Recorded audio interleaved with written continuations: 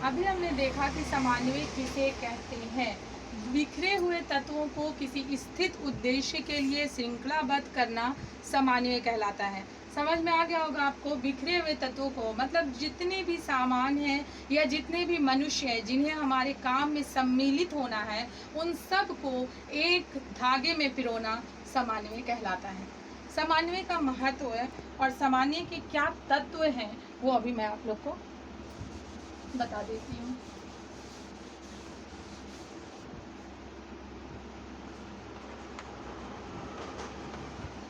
समन्वय के तत्व निम्नलिखित है। इससे आपको समझ में आएगा कि समन्वय है क्या चीज। पहला, एकीकरण एवं सहयोग। एकीकरण एवं सहयोग समन्वय कहलाता है। सहयोग। सेकंड नंबर, संतुलन। किसी भी कार्य में संतुलन बनाए रखना समन्वय कहलाता है। थर्ड है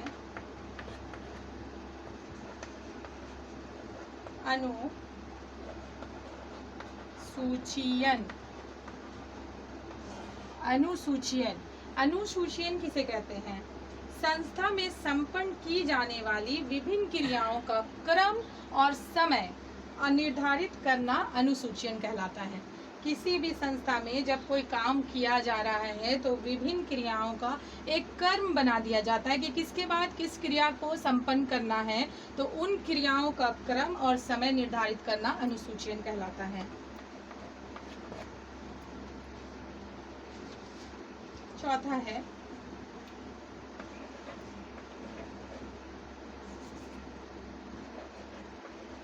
प्रभावी संदेश वाहन।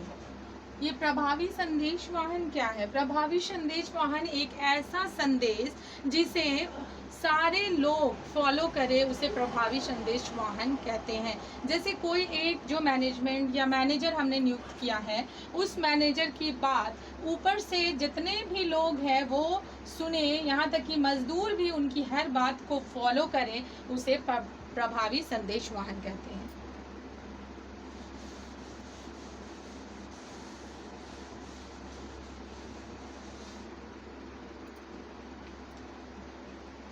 हम समन्वय की आवश्यकता,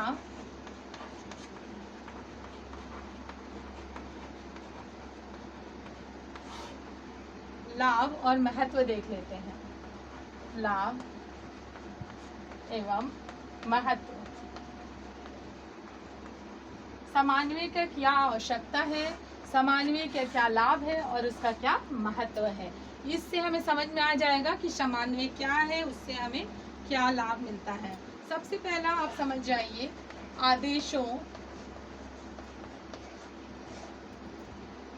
एवं निर्देशों की एकता।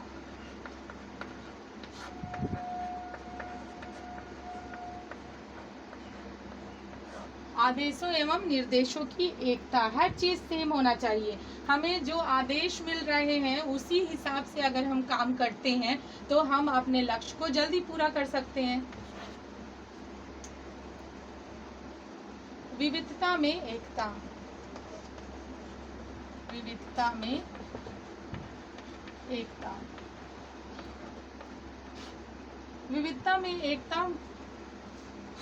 विविधता में एकता मान लें एक संस्था में बहुत सारे जाति, धर्म, प्रदेश और भाषा को बोलने वाले व्यक्ति काम करते हैं, परंतु अगर उनका लक्ष्य एक ही है तो वह आराम से एक साथ मिलकर काम कर सकते हैं। ना हमें उनकी भाषा जानने की ज़रूरत है, ना वो क्या सोच रहे ये जानने की ज़रूरत है। उन्हें पता है कि हमें क्या करना है, तो वो लोग मिलकर एक साथ कार्य कर सकते हैं।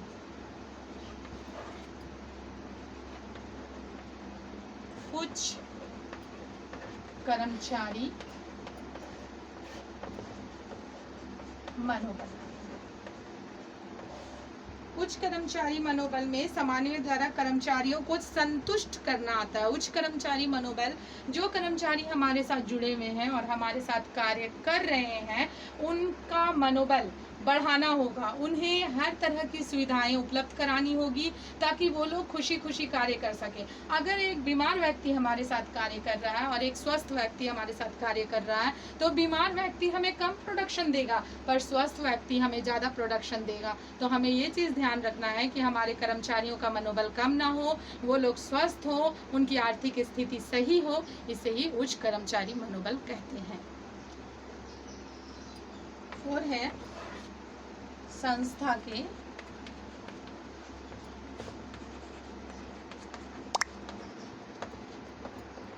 लक्ष्यों की प्राप्ति।